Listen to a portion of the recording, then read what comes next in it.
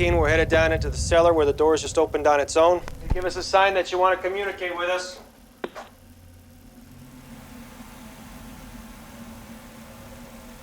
Nothing.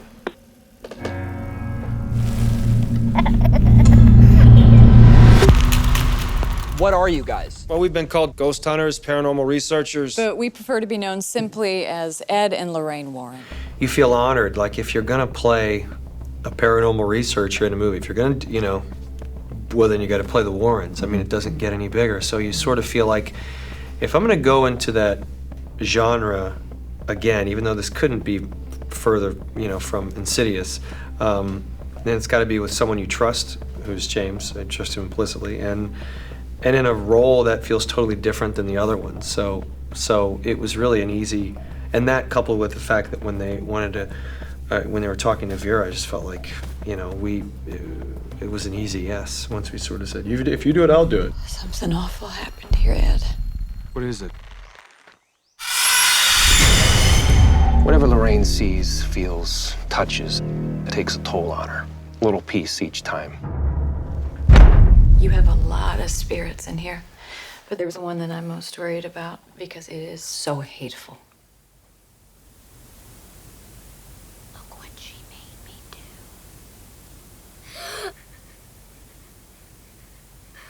I think the thing that I came into it with was I needed to be open to it, and ready to be affected, but because my character's more of the skeptic, he's the last one to figure out what the hell's going on, the less I knew about it, the better. That really it was my job to just think that this was a movie about home improvement. You know what I mean? And only discover halfway through that this was actually a movie about hauntings. Moment to moment, I really just wanted to capture her essence and her, in terms of the honesty of performance and real, you know, and her empathy. She has a huge compassion for people. And I think it was just important for me every moment to play the truth of the moment, but also just to capture the essence of that beautiful essence that she possesses. I think I just focused on that. I spent a few days with her and watched the way she moved through space, the way she smiles, she's got a beautiful smile, the way she watches people, and the way she absorbs people. 2, 3, 4, 9, 10. First clap.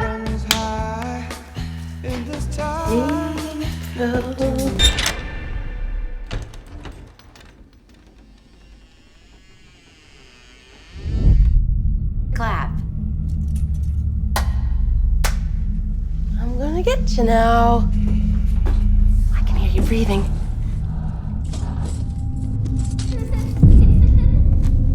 You took your blindfold off. I win. I was in Christine and Nancy's room.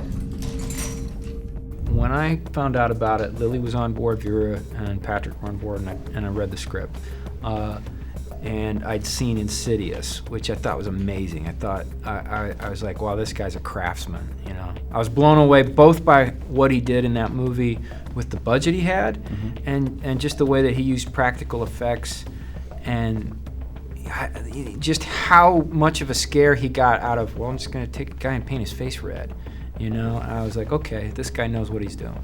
I'd seen Insidious, and I loved it. I like when a scary movie's really good and scary.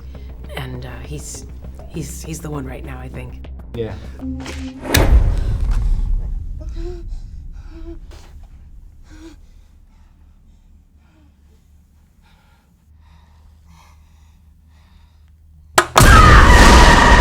is a testament to you. There's two reasons why that clap thing is so scary, and one of them is a combination of the design and the lighting design, because those hands literally there's nothing there that they're hiding behind. They're just in the shadow, you know? So it's a total lighting thing. They just hide them with light.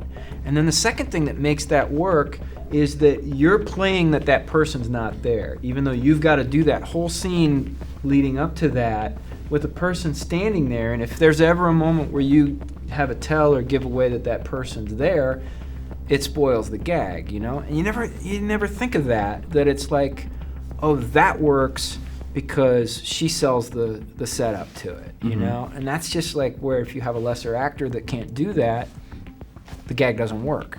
Totally. You know? Good job, Lily. We have to get out of here. That's not gonna help. This thing has latched itself to your family. Father, we never seen nothing like this. I'm coming with you. No way. I can't lose you. There's a lady in a dirty nightgown that I see in my dreams. She's standing in front of my mom's bed.